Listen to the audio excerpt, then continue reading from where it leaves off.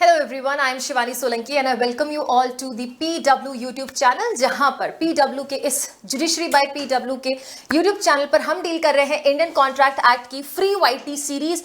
और इस YT series में हम पूरा के पूरा इंडियन कॉन्ट्रैक्ट एक्ट प्लस उसके जो स्पेशल कॉन्ट्रैक्ट्स हैं उन सबको भी डील कर रहे हैं। और आज basic contracts that is section number 1 से लेके 75 तक के बेसिक्स को हम वाइंड अप करेंगे और अगली क्लास में स्पेशल कॉन्ट्रैक्ट्स को स्टार्ट करेंगे, that is indemnity, guarantee, bailment, plays and agency. Without wasting any time let's begin with the session. और हमने लेक्चर नंबर 1 से लेकर लेक्चर नंबर 12 तक ये समझ लिया है कॉन्ट्रैक्ट बनता कैसे है, कंटिजेंट कॉन्ट्रैक्ट्स होते क्या हैं, प्रपोजल रखेगा कौन, एक्सेप्ट करना किसको है, कैसे करना है, कब तक एक्सेप्ट करना है, कंसिडरेशन क्या होता है, वैलिड अनलॉफुल कंसिडरेशन कौन से रहते हैं। उसके बाद हमने void agreement, void contracts, voidable contract समझा, capacity of the parties, free consent समझा। फिर हमने परफॉर्मेंस ऑफ कॉन्ट्रैक्ट पे 3 क्लासेस रखी थी, सेक्शन 37 से 67 को कवर किया था। फिर हमने 68 से 72 में ये कवर किया कि which contracts resemble to that of the obligation which arises from the actual contracts, जिसको हम क्वाज़ी कॉन्ट्रैक्ट बोलते हैं। और आज हम ब्रीच ऑफ कॉन्ट्रैक्ट्स को डील करेंगे, दैट इज कॉन्ट्रैक्ट जब ब्रीच हो जाए, संविदा जब भंग हो जाए तो वो होती किस वजह से है, उसको हम बाद में डिस्कस करेंगे। लेकिन उससे पहले उसके रिजल्ट्स, कॉन्सिक्वेंसेस या इफेक्ट्स या जो हमारे पास रेमेडी है उसको डिस्कस करेंगे। दैट इज कॉन्ट्रैक्ट के ब्रीच होने पर हमारे पास कॉम्पनसेशन का राइट बनता है। कॉम्पनसेशन का राइट तो पढ़ेंगे जो कि एक्सप्रेसली हमारे सेक्शन 72 से लेके 75 में दे रखा है, लेकिन उसके साथ साथ हम रेमेडीज भी पढ़ेंगे। वो अनुतोष पढ़ेंगे जो कि इंडियन कॉन्ट्रैक्ट एक्ट दे रहा है, और उसके साथ साथ वो अनुतोष पढ़ेंगे जो कि हमको स्पेसिफिक रिलीफ एक्ट देता है। तो चलिए बिना समय गवाए सेशन को शुरू करते हैं। लेकिन उससे पहले all those students who are looking for all those students who are looking for the PDF of these sessions, तो आप PDF रिकवर या कवर कर सकते हैं या डाउनलोड कर सकते हैं PW ऐप से। PW ऐप को आपको डाउनलोड करना है। PW ऐप डाउनलोड करने पर आपके पास फ्री बैच का ये बैनर विजिबल होगा। ये बैनर विजिबल जब होगा आपको, तो इन दैट केस आप वहां से सेशंस भी डाउनलोड कर सकते हैं और ये PDFs भी डाउनलोड कर सकते हैं। बट रिमेंबर वन थिंग कि इस पर्टिकुलर फ्री बैच की जो वैलिडिटी है वो 31 दिसंबर 2025 तक है। इस ड्यूरेशन तक आप PDFs डाउनलोड कर सकते हैं। उसके बाद आपको इस YouTube सेशन से ही अपने नोट्स बनाने पड़ेंगे।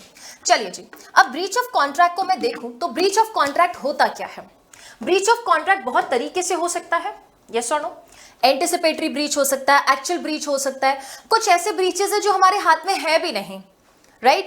दैट इज वॉइड एग्रीमेंट्स के जो रीजंस है, दैट इज अनलॉफुलनेस हो गया है या इम्पॉसिबिलिटी हो गई, दैट मीन्स हमारे हाथ में कुछ चीजें नहीं होती है। बट बेसिकली अगर आप सेक्शन नंबर 73 टू 75 देखोगे, यू विल रियलाइज कि breach of contract somewhere parties के एक्ट की वजह से हो रहा है। समवेयर पार्टीज सॉरी या तो एक्ट कर रहे हैं या कुछ ओमिशन कर रहे हैं जो कि कॉन्ट्रैक्ट में परफॉर्म करने की एक ऑब्लिगेशन थी, वो नहीं किया, या कोई ऐसा एक्ट कर दिया जो कि हमारे कॉन्ट्रैक्ट के इनकंसिस्टेंट है, इससे ब्रीच ऑफ कॉन्ट्रैक्ट होता है। संविदा का भंग, तो संविदा का भंग मतलब संविदा की पालना नहीं की है, दैट मीन्स हमने सेक्शन नंबर 37 का वायलेशन कर दिया है, जो कहता है ऑब्लिगेशन है पार्टीज के ऊपर कि वो उस कॉन्ट्रैक्ट को परफॉर्म करे ही करे।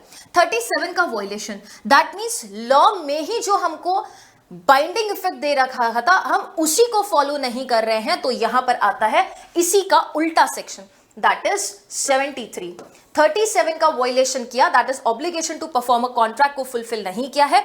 73 कहता है नो वरीज, कॉन्सिक्वेंसेज ये होने वाले हैं कि आपको कॉम्पनसेशन पे करना पड़ेगा। यस, आइए जरा सेक्शन नंबर 73 को पढ़ा जाए। कॉम्पनसेशन फॉर लॉस और damages caused by breach of contract. अब इस पूरे सेक्शन को पढ़ोगे तो आपको यह रियलाइज होगा कि हम कॉम्पनसेशन 2 केसेस में ले सकते हैं। एक तो उस केस में जब हमारे वो लॉसेस नेचुरल लॉस थे, नेचुरल लॉस, और एक उस केस में जब वो प्रोबेबल लॉस है, मतलब पहले ही हमको अंदेशा है कि ऐसा लॉस हो सकता है। इन मामले में तो हम कॉम्पनसेशन क्लेम कर सकते हैं, लेकिन जब आप ये पर्टिकुलर सेगमेंट पढ़ेंगे यू विल रियलाइज कि कोई भी रिमोट प्लस इनडायरेक्ट लॉस के लिए हम सेक्शन नंबर 73 का बेनिफिट ले नहीं सकते, बिकॉज हमें compensation remote and indirect losses के लिए मिलता ही नहीं है। रिमोट एंड इनडायरेक्ट लॉस, जिस लॉस का हमारे ब्रीच ऑफ कॉन्ट्रैक्ट से दूर दूर तक कोई कनेक्शन ही नहीं है, उस केस में आपको कॉम्पनसेशन नहीं मिलेगा। तो 73 के फर्स्ट पैराग्राफ में बोल रहा है कॉम्पनसेशन नेचुरली एंड जो लाइकली है, लाइकली मतलब जो प्रोबेबल लॉस है उसके लिए मिल जाएगा।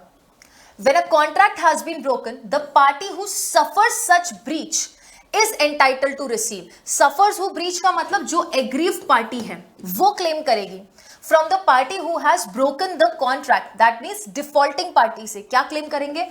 Compensation. किस चीज के लिए? वो loss और damage. Loss म्हणजे हानि, damage म्हणजे नुकसान, दोनों में फर्क है। ओके हानि एक तरीके की ऐसी है जिसको आप रिवर्ट नहीं कर सकते हैं, लेकिन डैमेजेस ऐसे होते हैं जिनको आप रिवर्ट बैक कर सकते हैं। दैट मीन्स आप उस पर्टिकुलर पार्टी को उस सिचुएशन में वापस रिस्टोर कर सकते हैं। Cost to him thereby which naturally arose in the usual course of thing from such breach or which the parties knew or when they made the contract be likely to arise from the breach of it। या तो वो naturally arise हुए हैं या फिर probability थी, parties को पहले से अंदेशा था कि ये डायरेक्ट लॉसेस हमको हो सकते हैं, बस उतने तक के लिए कॉम्पनसेशन हम क्लेम कर सकते हैं। But para 2 says that such compensation is not to be given for any remote or indirect loss और damage sustain by reason of breach. उस ब्रीच की वजह से कोई ऐसा लॉस हो गया जिससे हमारा लेन देन ही नहीं है।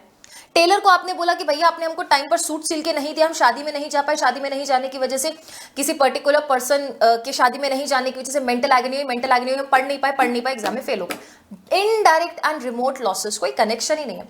जो एक्सपेक्टेड है, जो दिख सकता है, प्राइमा फेसा जिसका कनेक्शन है, हम उस लॉस के लिए डैमेजेस रिकवर कर सकते हैं। अब ये पर्टिकुलर जो सेक्शन आ रहा है, या मैं बोलूं इस सेक्शन का जो थर्ड पैरा है इसको कनेक्ट करेंगे आप 68 से लेके 72 तक, क्योंकि ये बोलता है आप कॉम्पनसेशन उन केसेस में ले सकते हैं where the party has failed to discharge obligation resembling those created by contracts. आप उन कॉन्ट्रैक्ट्स का ऑब्लिगेशन फुलफिल करने में फेल कर चुके हैं जहां पर ऑब्लिगेशन कॉन्ट्रैक्ट से रिजेंबल कर रही है, और यही हमने लास्ट लेक्चर में पढ़ा था, that is certain relations resembling to the contract. मतलब ये क्वाज़ाई कॉन्ट्रैक्ट्स की बात कर रहा है कि क्वाज़ाई कॉन्ट्रैक्ट्स में भी अगर कोई पार्टी ने अपनी ऑब्लिगेशन डिस्चार्ज नहीं की है, जो कि 68 से लेके 72 कहता है, तो यहां पर भी हमारा कॉम्पनसेशन लेने का अधिकार है। लिख सकते हो compensation in case of quasi contracts, compensation in case of quasi contracts. Yes, when an obligation resembling those created by a contract has been incurred and has not been discharged, और वो अभी तक डिस्चार्ज नहीं किए गए हैं, any person injured by the failure to discharge it is entitled to receive same compensation from the party in default as if such person has contract to discharge it and has broken the contract। उसी वे से आप compensation लेंगे, जैसे कि उसी तरीके से आप कॉम्पनसेशन रिकवर करेंगे जैसे कि एक पर्सन ने एक्चुअली कॉन्ट्रैक्ट तोड़ा है, ना कि क्वाज़ाई कॉन्ट्रैक्ट तोड़ा है। ये है 73, और 73 में भी आपको याद रखना है बहुत सारे इलस्ट्रेशन, और ये सारे के सारे इलस्ट्रेशन पूरा करना जिम्मेदारी हमारी रहेगी। बहुत बार यहां से इलस्ट्रेशन से क्वेश्चन आते हैं। Explanation, in estimating the loss और damage arising from a breach of contract, the means which existed of remedying the inconvenience caused by the non-performance of the contract must be taken into account। जिन reasons की वजह से हमें inconvenience हुआ है, जिनको हम रेमेडिफाई कर सकते हैं, जिनके लिए उपचार दिया जा सकता है हमको, उसको भी हमें कंसिडर करना होगा। That is your section number 73। Now 74 कहता है compensation for breach of contract when penalty stipulated for. हालांकि टाइटल में अधूरी चीज लिखी हुई है, जब पैराग्राफ पढ़ोगे तो उसमें दो चीजें दे रखी है। बोलता है कि कई बार ऐसा हो सकता है कि हम कॉन्ट्रैक्ट में एक पर्टिकुलर सम मेंशन कर दें या एक पेनल्टी मेंशन कर दें। मतलब दोनों ही केसेस में हमने अपना जो डैमेज है उसको लिक्विडेट कर रखा है। क्या कर रखा है? हमने उसको लिक्विडेट कर रखा है। लिक्विडेट म्हणजे we have ascertain that thing, उसको निर्धारित कर रखा है, फिक्स कर रखा है कि इनकेस कोई भी प्रकार का ब्रीच हुआ तो this particular amount we can recover. But वो दो फॉर्मेट में है। किस फॉर्मेट में है? या तो आपने कोई सम के फॉर्म में लिखा हुआ है या कोई पेनल्टी के फॉर्म में लिखा हुआ है। Now what is the difference between the sum and the penalty? Sum और पेनल्टी ये रीजनेबल होता है, जस्टिफाइड है। कि अगर मैं कोई कॉन्ट्रैक्ट परफॉर्म नहीं करूं तो हो सकता है किसी पार्टी को 5,000 रुपए तक का नुकसान हो। अगर मैं टाइम पे उसको 500 केजीज ऑफ शुगर प्रोवाइड नहीं करूं तो हो सकता है उसके कोई 500 ऑर्डर है, लाख 2 लाख 3 लाख रुपए का उसको नुकसान हो सकता है। यह है एक रीजनेबल सम। लेकिन यही सम जब सुपर्ब एक्सेसिव हो जाए, अनरीजनेबल हो जाए, दैट मीन्स जितना डैमेज नहीं हुआ उसका 2 गुना 3 गुना 10 गुना जब अमाउंट हो जाए तो वो पेनल्टी में जाएगा। यही 5,000 रुपए का अगर मैं आपको एग्जांपल दूं, not 5,000 but 500 KGs of sugar नहीं प्रोवाइड करने में 500 ऑर्डर्स का नुकसान होगा, तो हम सम में 2 लाख 3 लाख मेंशन कर रहे थे, लेकिन यहां पर मेंशन कर दिया 10 करोड़ 50 लाख, ये पेनल्टी है। सो बेसिकली जब आप उस अमाउंट को देखते हो, अमाउंट देख के आपको पता चलता है does this amount to sum or does this amount to penalty. Because जहां अमाउंट वेरी एक्सेसिव होगा वहां पर objective of the contract parties to the contract is to prevent the promisor from committing the breach of contract।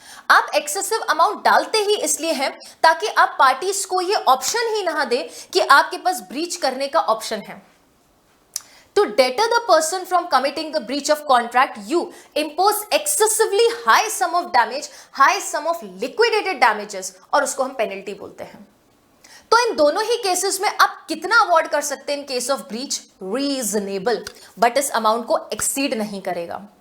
देखिए क्या लिखा है, when a contract has been broken and first if the sum is named in the contract to the amount to be paid in case of such breach, या तो हमने सम mention कर दिया जो कि रीजनेबल है, और if contract contains any other stipulation by way of penalty, या हमने साथ में या उसके अलावा कोई अदर और कंडीशन स्ट्यूपुलेट कर दी, condition in the sense that stipulation mention कर दिया, दैट मींस हमने वो चीज टर्म ऐड ऑन कर दिया है, और वो टर्म ऐड कैसे किया है? बाय वे ऑफ पेनल्टी, मतलब पेनल्टी भी उसमें डाल रखी है।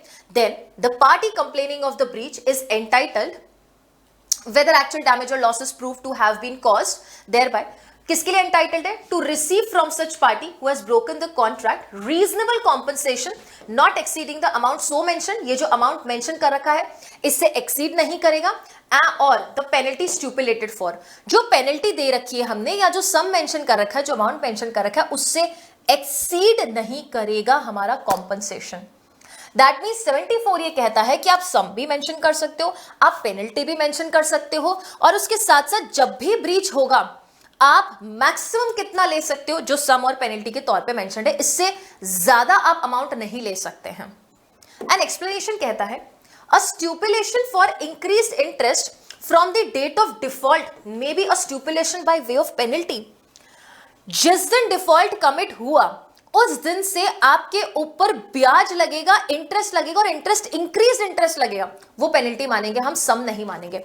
फॉर एग्जाम्पल एक पर्सन था जो कि बी से 10,000 रुपीज लेकर जाता है, एज ए डेट लेकर जाता है। बी कहता है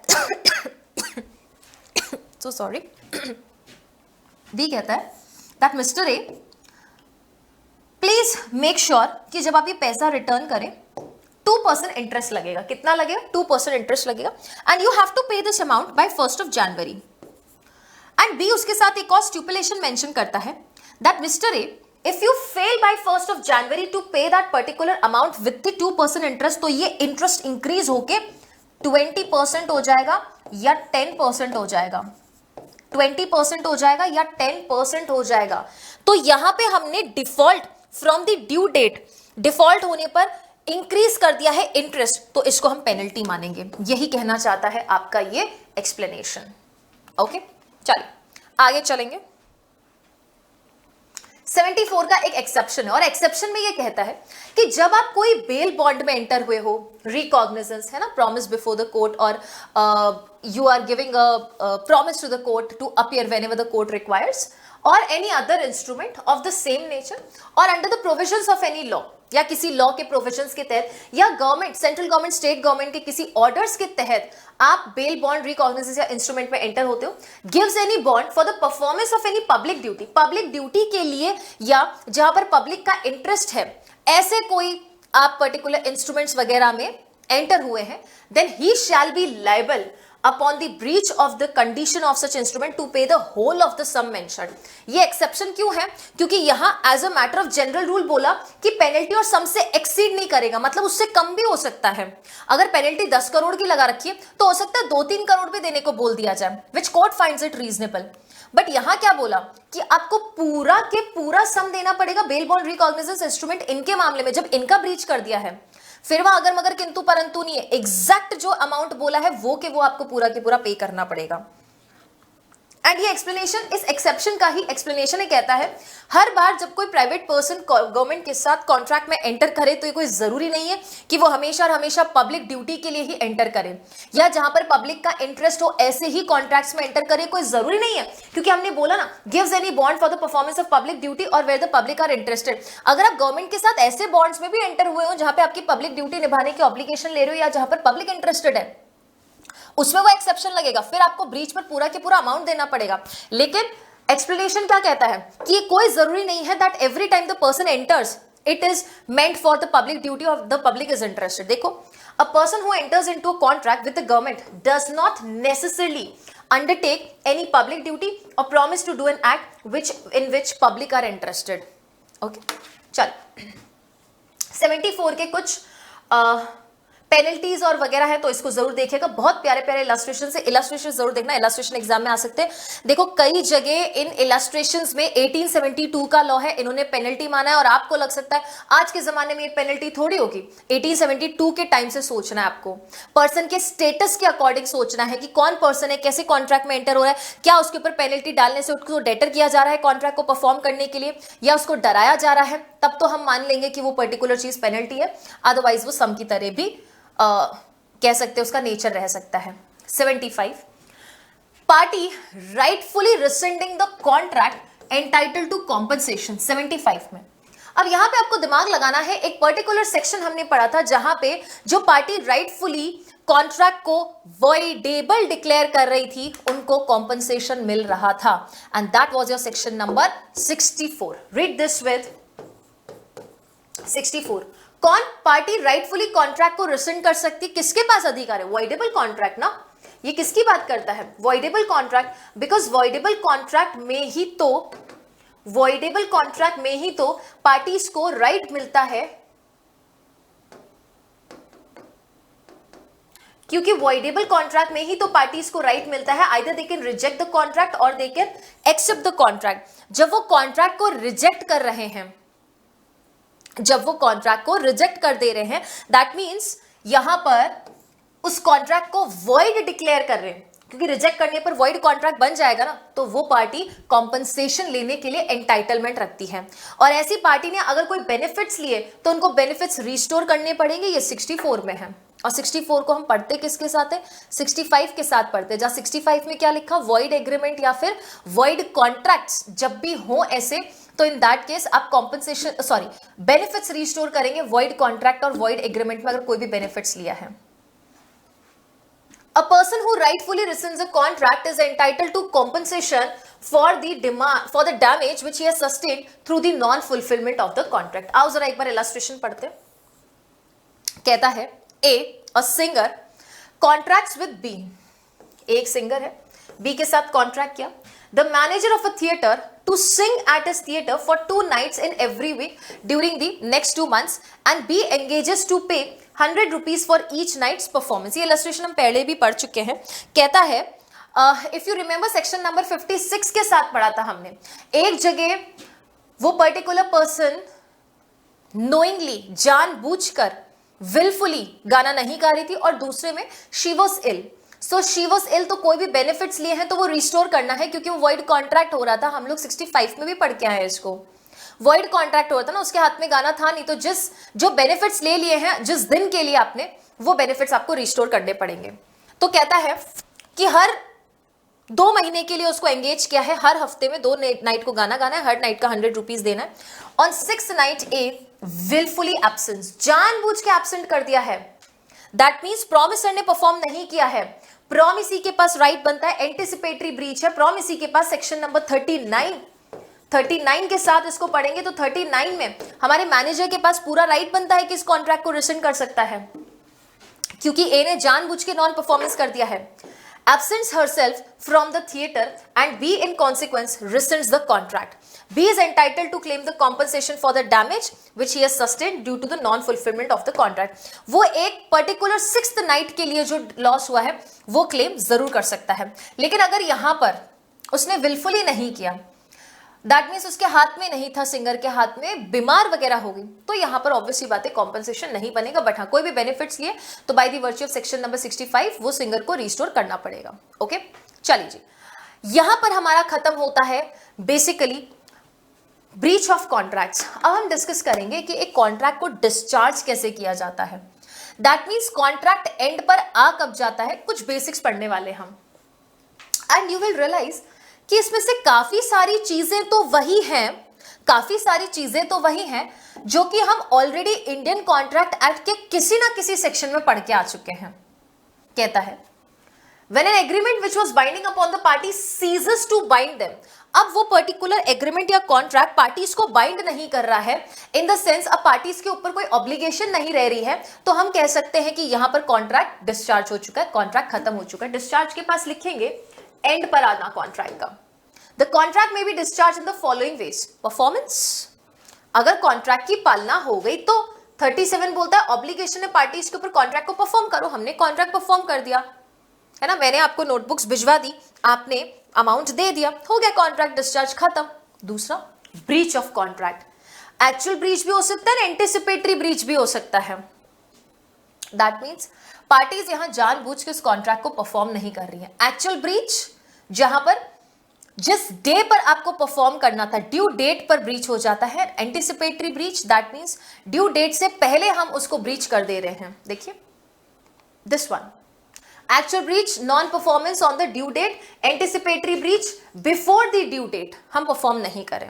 okay, and performance of contract में हम पढ़ ही चुके, 37 ने ये बोला ही था, every party to the contract is bound to fulfil his obligation, and वो फ्री हो जाएंगे जब उन्होंने अपनी ऑब्लिगेशन निभा दी है। यस, लेकिन हाँ, अगर सिर्फ एक पार्टी ने परफॉर्म कर दिया बट दूसरी पार्टी ने परफॉर्म नहीं किया, कॉन्ट्रैक्ट इज नॉट डिस्चार्ज्ड। यही लिखा है, if only one party performs his obligation, only he is discharged, not the contract is discharged, because another party is yet to perform his or her part of contract. Though he gets the right of action against the other party who is guilty of breach of contract, या तो अब रुकिए जब तक आपका दूसरा party perform नहीं कर देता है, एंड इन केस अगर वो ब्रीच कर दे तो फिर आप कॉम्पनसेशन क्लेम करने जाइए सेक्शन नंबर 73 में। तो वहां ब्रीच ऑफ कॉन्ट्रैक्ट की वजह से डिस्चार्ज हुआ कॉन्ट्रैक्ट, ना कि परफॉर्मेंस की वजह से। Okay, yes, by mutual consent, दोनों पार्टीज की कंसेंट से होता है। यहां पर एक और पॉइंट आएगा, mutual consent, if you all remember section number 62 में हम पढ़ चुके हैं, that when the parties to the contract agree, तो तीन चीजें हो सकती है, नोवेशन, रेमिशन नहीं है, रिसेशन होगा, ठीक है, यहां पर रेमिशन नहीं होगा, रिसेशन होगा, रिसेशन ऑफ कॉन्ट्रैक्ट, और एक और है that is alteration of contracts. ठीक है, रिसेशन ऑफ कॉन्ट्रैक्ट्स को ही हम कैंसिलेशन बोलते हैं, क्योंकि रेमिशन तो 63 में हो रहा था, remission, dispensing, extending the time, accepting any other your satisfaction, तो वो 63 में हो रहा था। 63 में कब हो रहा था, जब सिर्फ प्रॉमिसी चाह रहा था तब हो रहा था, लेकिन यहां पे तो दोनों पार्टीज की म्यूचुअल कंसेंट से हो रहा है, नोवेशन हो रहा है, ऑल्टरेशन या रिसेशन। तो हम 62 में पढ़ के आए हैं that original contract need not be performed. यहां पर ओरिजिनल कॉन्ट्रैक्ट खत्म हो गया, डिस्चार्ज हो गई उसमें दोनों पार्टीज की ऑब्लिगेशन, बट हाँ, न्यू कॉन्ट्रैक्ट हमको जरूर परफॉर्म करना पड़ेगा। फिर है impossibility, that is frustration of the contract, जिसको मैं कहूंगी कि यहां पर इस स्टेज पर आकर हमारा कॉन्ट्रैक्ट वॉइड कॉन्ट्रैक्ट बन जाता है। यस, वॉइड कॉन्ट्रैक्ट बन जाता है। फ्रस्ट्रेशन ऑफ कॉन्ट्रैक्ट किस वजह से हो सकता है, डेथ और incapacity of the parties. That means ये बात कर रहा है सेक्शन नंबर 56 पैरा नंबर 2 की बात कर रहा है। Void contracts, not void agreements, या फिर due to change in circumstances, मैं कहूंगी और क्या हो सकता है, सब्जेक्ट मैटर डिस्ट्रॉय हो जाए, या फिर कोई न्यू लॉज आ जाए या लॉज में चेंज हो जाए। तो जब कॉन्ट्रैक्टिव फ्रस्ट्रेट हो चुका है, कॉन्ट्रैक्टिव वॉइड हो चुका है, can we perform such contract? No, because this ceases to become enforceable. अब उनका एनफोर्समेंट नहीं हो सकता है, निष्पादन नहीं हो सकता है, सॉरी परिवर्तनीय नहीं किया जा सकता। आप उनके अगेंस्ट कोर्ट में स्पेसिफिक परफॉर्मेंस की सूट भी फाइल नहीं कर सकते। ये है discharge of contracts. Yes, novation and रेमिशन हम ऑलरेडी पढ़ चुके हैं, प्लीज नोट डाउन। रेमिशन तो एक्सेप्टेंस होता है, लेकिन यहां पर what do we mean? Rescission. Okay, rescission of contracts. Impossibility of contracts, that is frustration, doctrine of frustration, same ही चीज हमने लिखी हुई है, बस यहां पर क्या है, यहां पर एक इलस्ट्रेशन है। देखो जरा illustration. If A agrees to sell B 100 bushels of corn, A's own crops are destroyed in accident। Lawful agreement था, एग्रीमेंट कॉन्ट्रैक्ट में बदला, बट जब परफॉर्मेंस की बात आई उससे पहले सब्जेक्ट मैटर डिस्ट्रॉय हो गया। सब्जेक्ट मैटर डिस्ट्रॉय हो गया मतलब पार्टीज के हाथ में ही नहीं है उस कॉन्ट्रैक्ट को परफॉर्म करना। By the virtue of section 56 para 2 ये वॉइड कॉन्ट्रैक्ट बन चुका है। A will still contractually obliged to sell 100 bushels of corn because A can still obtain the corn elsewhere। अगर सिचुएशन ऐसी है कि वो और कहीं से ऐसे कॉर्न्स वगैरह मैनेज करवा सकता है, तब तो वो पर्टिकुलर कॉर्न्स को जो है डिलीवर कर देगा। लेकिन अगर सिचुएशन ऐसी है कि अब उसके हाथ में भी नहीं है कहीं और से वो ऐसा कॉर्न्स वगैरह लाना, तो वो रिस्पॉन्सिबल नहीं होगा। ये प्लीज यहाँ पे टर्म्स एंड कंडीशंस, ठीक है, वो सिचुएशन वो सर्कमस्टांसेस ऐसी होनी चाहिए, तो अदरवाइज कॉन्ट्रैक्ट जो है वो फ्रस्ट्रेट हो जाएगा, वॉइड हो जाएगा। Now we will come to the remedies for breach of contract. ये जितनी भी रेमेडीज है यू विल रियलाइज कहीं ना कहीं हमने स्पेसिफिक रिलीफ एक्ट में ये रेमेडीज के सेक्शन जरूर देखे हैं, या आप हो सकता है आगे आने वाले समय में जब एसआरए पढ़ेंगे तो आपको दिखेगा वहां पे SRA specific relief act, that is विनिर्दिष्ट अनुतोष अधिनियम। वो आपको रेमेडीफाई करता है, हेल्प करता है कि अगर कोई ब्रीच हो गया, नुकसान हो गया, don't worry, we will try to compensate you और we will try to restore you back into that position in which you would have been had the breach not taken place against you. ये बहुत ही famous Latin maxim पर based है, that is ubi jus ibi remedium, means where there is a right there is a remedy. जहां आपका अधिकार बनता है वहां आपके पास रेमेडीज भी है, वहां आपके पास उपचार भी, और लॉ खुद ये रेमेडीज देता है। तो इनको एक बार साइड में छोड़ के अगर आप एसआरए देखोगे तो एसआरए में सबसे पहली रेमेडी कौन सी दे रखी है? Specific performance. Specific performance of contract section number 10 which is subject to section number 11 subsection 2, section number 14 and section number 16। Specific performance की रेमेडी दे रखी है। उसके बाद आगे चलेंगे, कैंसिलेशन ऑफ इंस्ट्रूमेंट्स की आपको रेमेडी दे रखी है। फिर आप आगे चलेंगे, रिसेशन ऑफ कॉन्ट्रैक्ट्स के बारे में दे रखा है, डिक्लेरेटरी डिक्री है, इंजंक्शन है आपके पास, बहुत सारी चीजें हैं जिनका फायदा आप जाकर एसआरए में उठा सकते हो। बट ऐसी कुछ और भी रेमेडीज है। अच्छा, ब्रीच ऑफ कॉन्ट्रैक्ट के लिए कॉम्पनसेशन क्लेम कर सकते हैं हम, है ना, mandatory injunction, temporary injunction, perpetual injunction, ये सब एसआरए में रेमेडीज है। और कॉम्पनसेशन स्पेसिफिकली कहां है? इंडियन कॉन्ट्रैक्ट एक्ट में है। एसआरए भी बोलता है मैम ऐसा नहीं है कि स्पेसिफिक परफॉर्मेंस ऑफ कॉन्ट्रैक्ट की सूट फाइल कर दी तो आप कॉम्पनसेशन नहीं ले सकते, ले सकते हो। इंजंक्शन की सूट फाइल कर दी तो उसके साथ आप डैमेजेस भी क्लेम कर सकते हो। तो SRA is a helping section. देखो क्या क्या रेमेडीज लिखी है, recession of the contracts and suit for damages. अब कुछ ऐसी रेमेडीज हैं जो कि आपके एसआरए में प्रोवाइडेड नहीं है, like suit for quantum merit. Quantum merit मतलब एज मच एज अर्न्ड, जितना काम कर दिया है उसके लिए आप प्लीज अमाउंट पे कीजिए। कई बार ऐसा हो सकता है कि ब्रीच करने वाली पार्टी ने हाफ वर्क ऑलरेडी डन कर दिया है, तो एटलीस्ट हाफ वर्क का वो अमाउंट क्लेम करने के लिए एंटाइटलमेंट रखता है। But yes, that is subject to the nature of the contract also, कि कई बार आपका कॉन्ट्रैक्ट ऐसे नेचर का है कि आपने हाफ वर्क कर तो दिया है बट हाफ वर्क की कोई वैल्यू ही नहीं है, it doesn't add any value for the promisee, तो कुछ नहीं मिलेगा। बट हाँ, इफ हाफ वर्क और 1/4 और 3/4 इज ऑफ सम वैल्यू, तो फिर वो क्वांटम मेरिट की सूट लगाएगा कि जिस क्वांटिटी में या जिस रेशियो में, जिस प्रपोर्शन में मैंने काम कर दिया है उसका अमाउंट दे दिया जाए। Then we have suit for specific performance। Suit for specific performance exactly होता क्या है? हम कोर्ट के पास जाते हैं और कहते हैं कि प्रोमिसर को बोलिए परफॉर्म करें, प्रोमिसर को बोलिए परफॉर्म करें, but this is subjected to section 11 subsection 2, section number 14 and section number 16 of specific relief act. मतलब इन केसेस में आप स्पेसिफिक परफॉर्मेंस की सूट फाइल नहीं कर सकते इन सेक्शंस में। क्या आप पर्सनल क्वालिफिकेशंस के लिए स्पेसिफिक परफॉर्मेंस ले आओगे कि मैम को बोलिए पढ़ाएं ही पढ़ाएं? बेटा पर्सनल क्वालिफिकेशन है, you can not compel a person whose skills are involve in a particular contract. Painter है, सिंगर है, डांसर है, नहीं, इनकी पर्सनल स्किल्स पर बेस्ड है। पर्सनल क्वालिफिकेशंस पे कॉन्ट्रैक्ट बेस्ड जो होते हैं उनमें हम मजबूरन किसी से परफॉर्मेंस नहीं करवा सकते, बिकॉज अगर वो करवाया तो ऑब्वियसली बात है बॉन्डेड लेबर में जाएगा। दूसरी रीजन ये है there is no yardstick to measure the quality of the performance that has been done. एक कोई फिक्स्ड मापदंड नहीं है हम ये डिसाइड कर ले कि हाँ वैसा ही पढ़ाया जैसे पहले पढ़ाते थे, वैसा ही पेंट किया जैसे पहले पेंट करते थे, बिना मन के बिना इच्छा के कुछ भी पढ़ा दिया, कुछ भी पेंट कर दिया, तो वो एक्चुअल और अप्रोप्रिएट परफॉर्मेंस में नहीं जाएगा, right? And then is suit for injunction. Injunction is usually, or remedy of injunction is usually resorted when a party want to prevent some other person from doing a act. ये एक तरीके की preventive relief है ना? SRA में जाओगे तो injunction के ऊपर लिखा है प्रिवेंटिव एक्शन या preventive relief, sorry preventive relief है। दैट मीन्स अभी नुकसान हुआ नहीं है, इट इज एक्सपेक्टेड। उससे पहले आप कोर्ट के पास जाके इंजंक्शन ऑर्डर ले आते हो, जिसको हम लेमैन टर्म में स्टे ऑर्डर्स भी कहते हैं।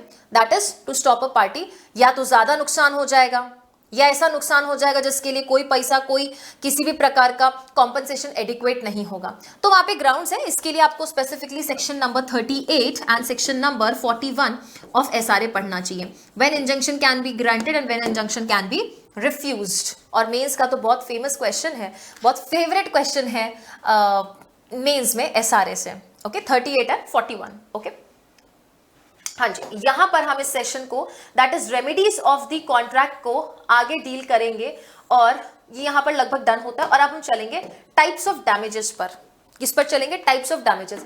ये अक्सर प्री में पूछ लिया जा सकता है, या हो सकता है कि इंटरव्यू में आपको पूछ लिया जाए। जनरल एक लिटरल आपको मीनिंग जरूर पता होना चाहिए टाइप्स ऑफ डैमेजेस में। पहला होता है जनरल डैमेजेस। जनरल डैमेजेस मैं कह सकती हूं कि सेक्शन नंबर 73 से हम उसको कनेक्ट कर सकते हैं। General damages in the sense जितना लॉस हुआ है उतना नेचुरली जो अराइज हो रहा है या प्रोबेबली जो अराइज हो रहा है वो क्लेम कर सकते हैं। मैंने बोला भी था कि सेक्शन नंबर 73 से आप इसको कनेक्ट कर सकते हो।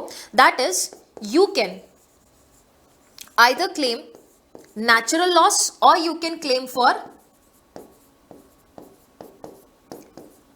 Probable loss. बराबर, इन दोनों में से कोई भी प्रकार का जो आप लॉस है वो क्लेम कर सकते हैं यहां पर, और वही होता है general damages. Please note down a difference between the term damage and damages. Damage and damages. Damages means compensation and damage means नुकसान, जो आपको हानि हुई है, जो डिस्ट्रक्शन हुआ है, जो आपका लॉस हुआ है, इसको मैं लॉस भी कह सकती हूं। ठीक है, वैसे लॉस हानि होता है, डैमेज नुकसान होता है, बट हाँ सिनोनिम समझने के लिए हम कह सकते हैं कि this is the financial loss और लॉस इन द प्रॉपर्टी वगैरह, ये डैमेजेस जो आप कॉम्पनसेशन क्लेम कर रहे हैं, एक तरीके से मुआवजा। खैर मुआवजा आपको एग्जाम में नहीं लिखना है, आपको कॉम्पनसेशन वर्ड लिखना है। ठीक है, चलिए, so that is general damages. Then आता है special damages. You all remember 73 के साथ साथ हमने ये पढ़ा था कि रिमोट एंड इनडायरेक्ट लॉसेस का आप यहां पर क्लेम नहीं कर सकते हैं। Only and only special damages ही आप क्लेम करेंगे, जिसके लिए अभी हम हेडले वर्सेस बिग्जैंडल का केस डिस्कस करेंगे, जो कहता है अगर स्पेशल लॉस जो हो सकता था उसके बारे में आपने पार्टी को नहीं बताया तो आप वो स्पेशल डैमेजेस, रिमोट डैमेजेस या इनडायरेक्ट डैमेजेस क्लेम नहीं कर सकते। ये डैमेजेस वो हैं जो अनयूजुअल सर्कमस्टांसेस में अराइज हो रहे हैं, जो एक्सपेक्टेड नहीं थे, वो कुछ स्पेसिफिक सर्कमस्टांसेस में ही हो सकते थे, और ये स्पेशल डैमेजेस हम तभी क्लेम कर सकते हैं व्हेन दी सामने वाला पार्टी और the other party is aware about this, और we have made this thing very much clear to their knowledge. exemplary damages, that is to set an example in the society, एक तरीके से punishment का form है। If the boy refused or the girl refused to marry a boy, शादी के मंडप पर आकर कोर्ट ने अगर 10 लाख 20 लाख का कॉम्पनसेशन इंपोज किया है इस ऑब्जेक्टिव के साथ कि लोग इस चीज का एसेंस समझें, मजाक नहीं बनाए, without any reasonable grounds. Okay, without any reasonable grounds if she denies, या रीजनेबल ग्राउंड्स के साथ डिनाई किया है, तो फिर डेफिनेटली कोर्ट ऐसे कॉन्टेक्स्ट में, ऐसे केसेस में उन चीजों को समझेगा ना। तो कई बार विदाउट एनी रीजंस आप कोई कॉन्ट्रैक्ट का ब्रीच कर रहे हो ऐसी सिचुएशन में when no person would expect या उससे उसको मेंटल एगनी होती है, सोसाइटी में गलत मैसेज जा रहा है, तो उस चीज को सही संदेश के रूप में पहुंचाने की जिम्मेदारी एग्जेम्पलरी डैमेजेस के थ्रू होती है। Damages awarded as a form of punishment to the guilty party. Punishment है, सिवियर कॉन्सिक्वेंसेस होते हैं। नॉमिनल डैमेजेस, नाम मात्र नुकसान। इनफैक्ट नुकसान नहीं भी हुआ है तो सिर्फ और सिर्फ नाम के लिए हम डैमेजेस दे देते हैं, 1 रुपए, 10 रुपए, 20 रुपए, 100 रुपए, 150 रुपए, है ना। अगर लॉस नहीं भी हुआ है या फिर इतना मिनिमल हुआ है कि कोर्ट को लगता है कि नहीं भी दिया तो चलेगा, but let's give it, so that is a nominal damage awarded when no actual financial loss has been suffered. Liquidated damages, और इसके पास एक और लिखेंगे, that is unliquidated damages.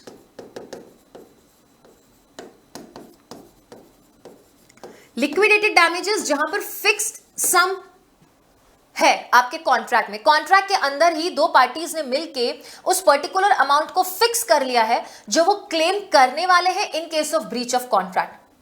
But unliquidated में वो अमाउंट फिक्स नहीं है, नॉट फिक्स्ड, कुछ लिखा ही नहीं है कि इन case of breach of contract हम अमाउंट कितना लेंगे। हाँ, ब्रीच ऑफ कॉन्ट्रैक्ट में तो कॉम्पनसेशन लेंगे, बट कितना लेंगे ये असर्टन नहीं कर रखा, डिसाइड करके वो एग्जैक्ट नंबर नहीं बता रखा, दैट इज अनलिक्विडेटेड।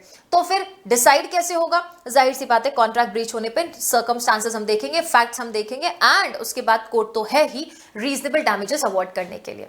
सो ये कुछ टाइप्स ऑफ डैमेजेस थे जो आप जरूर समझेंगे, और स्पेशल डैमेज का एक लैंडमार्क केस पढ़ेंगे, that is Hadley versus Baxendale. Special damages, general damages दोनों। एक बार इसके फैक्ट समझेंगे क्या है। The plaintiff mill had been stop due to the breakage of crankshaft. Crankshaft जो था वो टूट गया था, जिसकी वजह से प्लेंटिफ की जो मिल है वो रुक गई थी। The broken shaft had been sent to the Greenwich as a pattern for repairing the new one. Greenwich को वो पैटर्न भेजा और बोला कि भैया ठीक करा के लाना, लेकिन उसको आगे कुछ नहीं बताया कि अगर तुम सही टाइम पे इसको ठीक करवा के नहीं लेकर आए तो हमको ज्यादा नुकसान हो सकता है, इस चीज के बारे में कुछ नहीं बताया गया था। The defendants who were common carriers agreed to carry the broken shaft to Greenwich. Greenwich के पास वो कैरियर्स पर्टिकुलर क्रैंकशाफ्ट लेकर गए थे, but the information only given to the carriers was that the article to be carried was a broken shaft of the mill and plaintiffs were the millers of that mill। बस इतना बताया गया कि हम इस मिल के जो है ओनर्स हैं और इसको जो है आप ठीक करवा कर लेकर आ जाइए। ये नहीं बताया कि अगर आप इसको समय पर नहीं लेकर आए तो हमारा कोई हजारों का, करोड़ों का कोई जो डील वगैरह है वो उसका लॉस हो जाएगा। बट डिफेंडेंट जो कैरियर्स थे यहाँ पे, owing to defendant's negligence the delivery of the shaft was delayed. Due to this delay the mill remained stopped for a longer time than it would have been had the shaft been delivered without any delay। अगर बिना कोई delay के shaft को हम time पर लेकर आ जाते तो उतना नुकसान नहीं होता। उम्मीदों से ज्यादा जितना समय नहीं लगता है उससे भी ज्यादा समय लग गया, जिसकी वजह से यहाँ पर नुकसान हुआ। Plaintiff sued to recover the damages for the loss profits arising out of the delivery. It was held that it could not be contemplated that mill will be stopped in usual course of things by sending the shaft as the millers might have another shaft in reserve। तो यहाँ पे defendant ये कहता है कि हम ये सोच नहीं सकते थे कि इतनी बड़ी मिल है और उनके पास सिर्फ एक ही शाफ्ट है, और ना हमें इंफॉर्मेशन दी थी। ये अनयूजुअल कोर्स ऑफ बिजनेस में हुई गई चीज है, अगर इतना ही था तो हमें इन्फॉर्म कर देते तो हम स्पेशल डैमेजेस दे देते। और यहां पर देखो क्या बोला गया, defendant to the plaintiff did not communicate the special circumstances, कि ये नुकसान हो जाएगा ये भी नहीं बताया गया है। The plaintiff were not entitled to special loss but only the general damages. तो यहां पे प्लेंटिफ को क्या मिला? सिर्फ और सिर्फ जनरल डैमेजेस मिले, स्पेशल डैमेजेस नहीं मिला। तो कई बार एग्जाम में पूछा जा सकता है जनरल डैमेजेस स्पेशल डैमेजेस का लैंडमार्क केस कौन सा है? हेडले वर्सेस बिग-सैंडल है। और यहां पर आज का हमारा ये breach of contract and remedies for breach of contract का जो सेगमेंट है वो खत्म होता है, और इसके साथ ही बेसिक कॉन्ट्रैक्ट्स का जो सेगमेंट था वो हम वाइंड अप कर चुके हैं। अगले सेशन से हम बेसिक कॉन्ट्रैक्ट्स के बाद आने वाले जितने भी स्पेशल टाइप्स ऑफ कॉन्ट्रैक्ट्स हैं, जैसे कि indemnity, guarantee, bailment, pledge, agency, इनको पढ़ने वाले हैं।